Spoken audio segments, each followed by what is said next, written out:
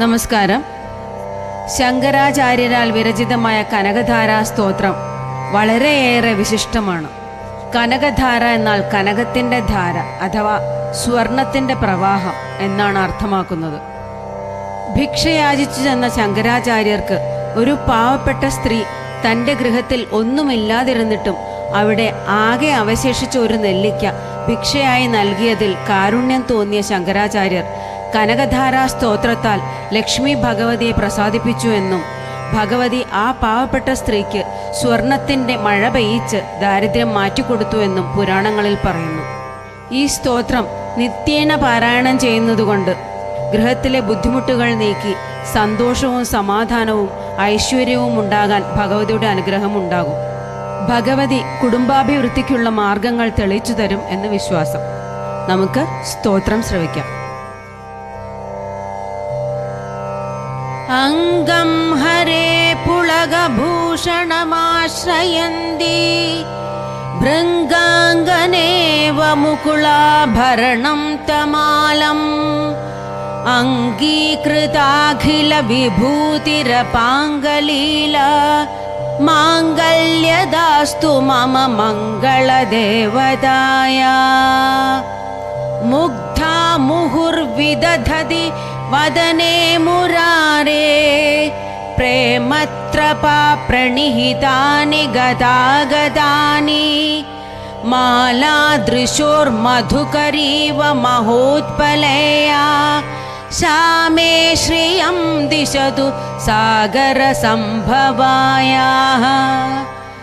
ആമീലിതാക്ഷം അധിഗമ്യ മുദാ മുകുന്ദം ആനന്ദകന്ദമനിമേഷമനംഗതന്ത്രം ആകേകരസ്ഥിതകനീനികപക്ഷ്മനേത്രം ഭൂത്यै ഭവേന്മമ ഭുജംഗശയനാംഗനായാः.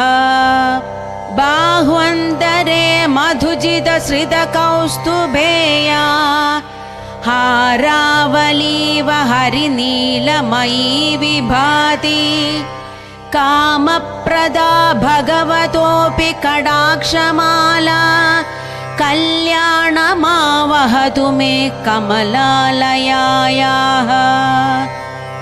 കാളാംബുദാളിലളിതോരസി കൈഡഭാരേ ധാരാധരേ സ്ഫുരതി യാ തടിദംഗനേവ മാതുഃ സമസ്ത ജഗദാം മഹനീയമൂർത്തി ഭദ്രാണി may ദിശതു ഭാർഗവനന്ദനായാഃ.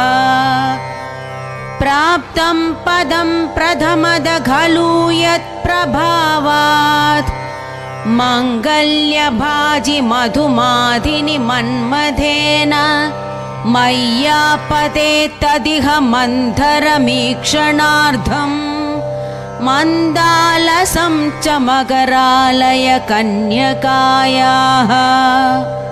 വിശ്വാമരേന്ദ്രപദ വിഭ്രമദാനദക്ഷം ആനന്ദഹേതുരധികം മധുവിദ്വിഷോപി ഈശന്നിഷീദതു മയി ക്ഷണമീക്ഷണാർത്ഥം ഇന്ദീവരോദര സഹോദരമിന്ദിരായാഃ.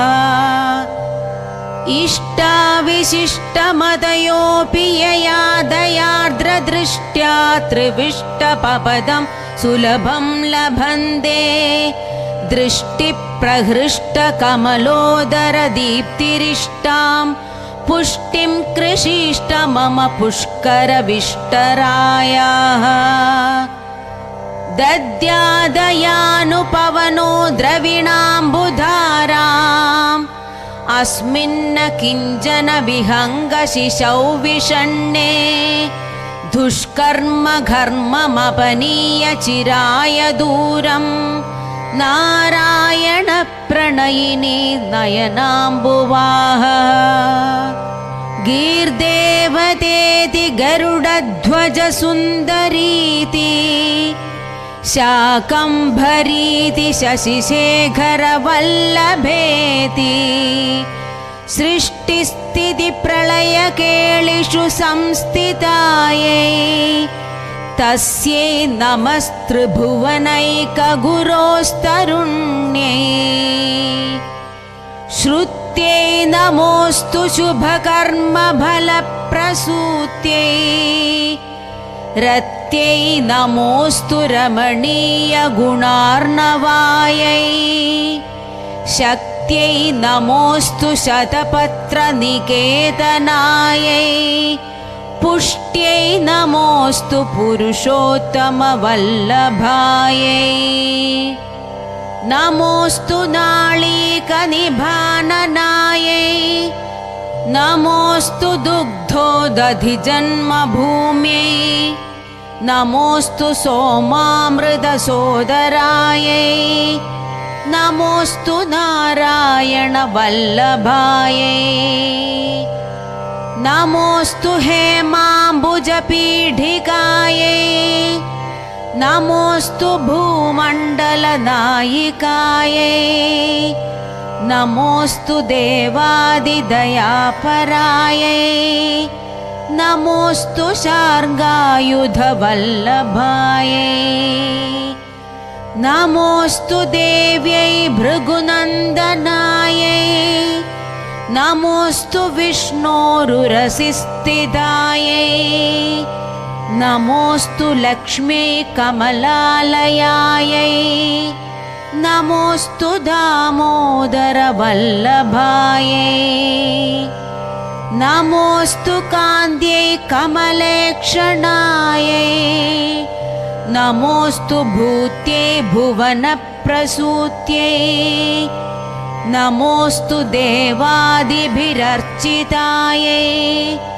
नमोऽस्तु नन्दात्मजवल्लभायै सम्पत्कराणि सकलेन्द्रियनन्दनानि साम्राज्यदानविभवानि सरोरुहाक्षि त्वद्वन्दनानि दुरिताहरणोद्यतानि मामेव मातरनिशं कलयन्तु मान्ये यत्कटाक्षसमुपासनाविधि सेवकस्य सकलार्थसम्पद सन्दनोति वचनाङ्गमानसै त्वां मुरारिहृदयेश्वरीं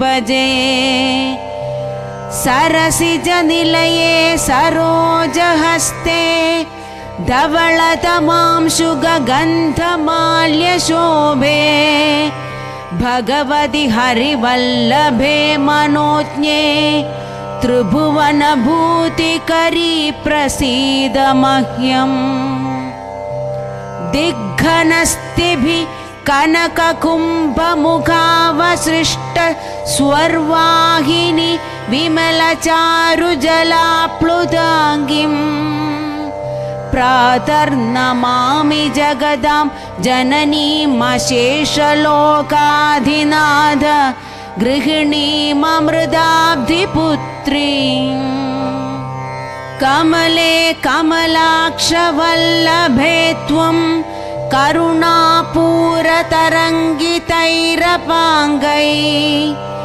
अवलोकय मामकिञ्जनानां प्रथमं पात्रमकृत्रिमं दयायाः देवि प्रसीद जगदीश्वरी लोकमाता कल्याणगात्री कमलेक्षणजीवनाधे दारिद्र्यभीतहृदयं शरणागतं माम् आलोकय प्रतिदिनं सदयैरपाङ्गैः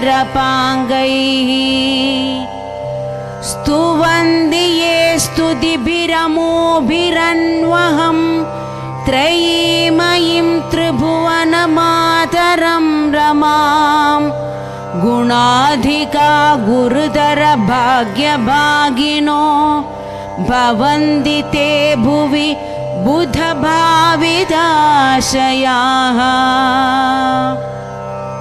ॐ श्री महालक्ष्म्यै नमः।